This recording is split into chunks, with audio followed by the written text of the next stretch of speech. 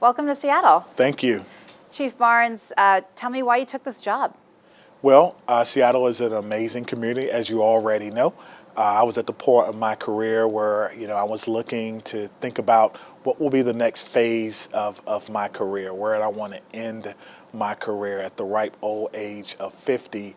I got a call from a friend of mine by the name of Kathy O'Toole, and she told me what I already knew about this amazing city, about this amazing opportunity. Thought about it for a while, talked it over with family and friends, and said, I know who I am as a police leader, as a person. I think this would be a good fit.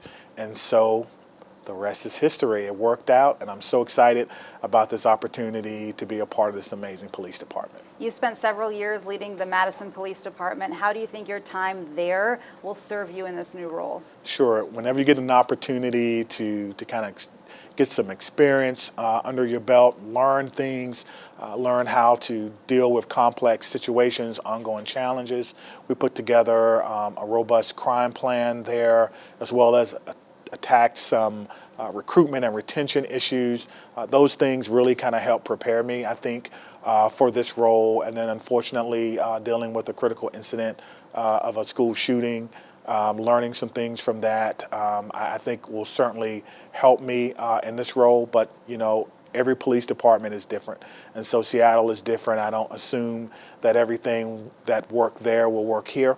But we'll certainly make it our own, and I think that people will see the benefits of the great work that's already being done and that will be done in the Seattle Police Department. The Seattle Department has faced allegations of gender-based discrimination as well as a toxic workplace culture.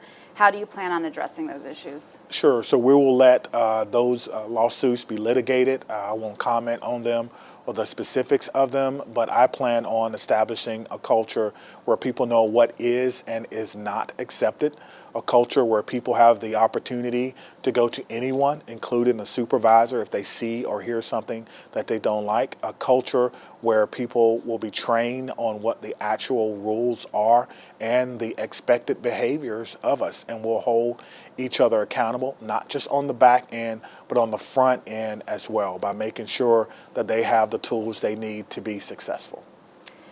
DEI programs are being eliminated nationwide. What is your position on that, and will you do that here?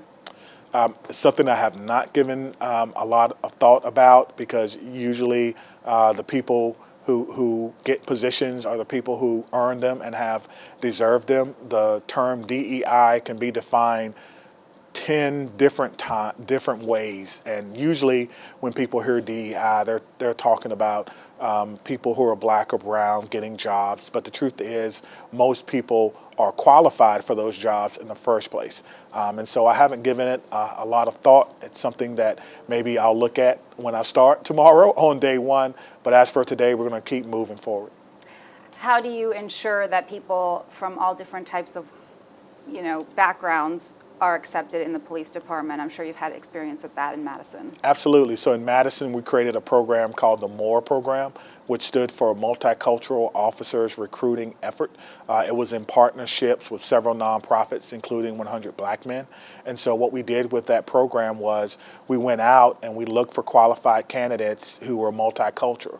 And sometimes some of the candidates weren't quite ready to join the police department, or didn't quite understand, or perhaps were not ready and they were not in the process or were excluded. We would keep them in the program and help them go through whatever issues they were having, help them to understand what we actually do in policing, and then they would apply again the next year, and we would take their application up where it left off. And so I feel really good that we were able to give some people some jobs that they would not have had, because in the past, what would have happened is they would have got a rejection letter and they would have went on to do something else. But with the MORE program, we kept them and we showed them some love, and we gave them, a big dose of community. And I'm happy to say that some of them are on the department and they're doing a great job. You're talking about recruitment. How do you plan on recruiting more officers? There is an officer shortage right now, as you know, at SPD. Yeah, this is an issue that many departments certainly has faced. We faced that in 2020 in Madison. We had a lot of people who were leaving, so it begins with retention. we have to do everything we can to maintain the officers that we actually have within the department. And that begins with morale. It begins with making sure that people know that they're valued, that making sure that people know that they're trusted, giving people direction. Sometimes in police work, people just want to know what is expected of me today. And so we're going to do that. We're going to let people know what their assignments are, what's expected, and we're going to acknowledge their work so that they want to stay with us. When it comes to recruiting, we're on path now to have a very high recruiting year here in 2025, but we're not going to just rest on that. It's going to be a constant thing, right? ABC, always be closing. So I'm going to give you an application before you go. So we're going to make sure that we're always making sure that we can bring in good people within the police department. I also want to look at processes. Sometimes these processes can be a little bit cumbersome. Sometimes when people in my experience, when people apply, they need a job, and waiting 4 months, 3 months, 6 months may not be within what they're willing to do. And so we're going to make sure that we can listen to the people first who are doing the work, our recruiters, meeting with them. What do you need? What resources do you need? What can we change? And what can we streamline to make sure that we don't lose people along the way? Do you plan on changing your command staff? The command staff will be changed. As you know, some of our commanders are in the interim role, and some of our commanders, there are vacancies there. So we want to make sure that within the first 100 days, the command staff is set. So that is going to be a top priority for me. Asking people, hey, do you want this role? Do you want to continue in this role? These are the things that I want to do. Is that a good fit? And making sure we move that on. I think that has to happen fairly quickly because the officers, they need to know who they're responsible to. A lot of people feel unsafe because of violent crime, sometimes random crime, and drug use across the city of Seattle in different neighborhoods. What do you plan to do to address that? Yeah, so feeling safe and data and statistics are two very different things. And oftentimes police departments get that confused. They tout out, hey, we reduced this crime by this amount. And they think that equates to safety, feeling safe. I don't truly believe that. I think it's about what does the environment look like? What does the environment lend itself to? One of the things that attracted me here was this partnership of this idea of One Seattle, where we're working together as community members, police, government, nonprofits, to make sure that areas are safe and feel safe and secure. So there's a lot of things that we can do, whether it be removing graffiti. I know that there's a big program here to do that, whether it's making sure people who have mental health challenges are getting the services that they need, something that the police should be working in partnership with, whether it's unsheltered people in the community, making sure they can get the services that they need, whether it's foot patrols, things that we can do, showing officer presence, and more importantly, it's that engagement. Not just the enforcement, because when you see a police officer dealing with someone, that really doesn't make you feel safe. But when you see police officers engaging the community, working with people who are out of uniform, it creates a greater sense of safety. And we're going to implement those things and continue to implement those things that are working. The previous police chief was fired for an inappropriate relationship and then lying about it. How do you plan to restore trust in the department's leadership? Well, trust is established one day, one person at a time. I always use the analogy, it's like building a sandcastle one grain at a time in the middle of a storm. Sometimes you do well, sometimes you don't. But I think the idea is consistency, which starts with me. I think the idea is making sure that everyone knows what is acceptable, understanding what accountability means. And accountability is not just on the back end, making sure that if someone makes a mistake, they're duly corrected and are punished immediately. But it's also making sure that everyone has the tools, training, time, technology, and team that they need to be successful. That's the first part of accountability, and I'm going to make sure that that happens. What are your top 3 priorities for the first 6 months? Top 3 priorities, in no particular order: retention and recruitment, putting together a crime prevention plan, community engagement, and I'll give you another one, employee safety and wellness. Okay, what does that entail, employee safety and wellness? So we have, we cannot do our best if we're not feeling our best. We need to make sure that the morale of the police department is set. We need to make sure that we're taking care of our officers. When I first started, some of the things that we saw and dealt with in policing was normal, but it is not.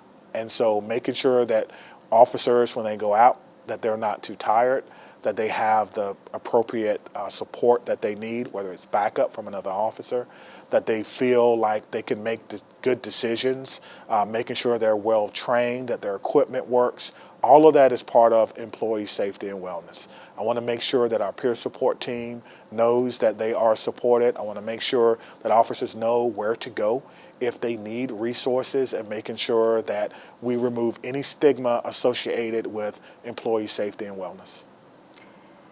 Will you do anything differently here than what you did in Wisconsin? Is there anything you learned that you can apply? Oh wow, there's a lot that I learned. So yeah, I'll give you one. I'll try. There's a lot, but that we'll be here all day. Okay. Because I think one of the hallmarks of a good leader is understanding that you're not perfect, and also understanding that you don't know everything.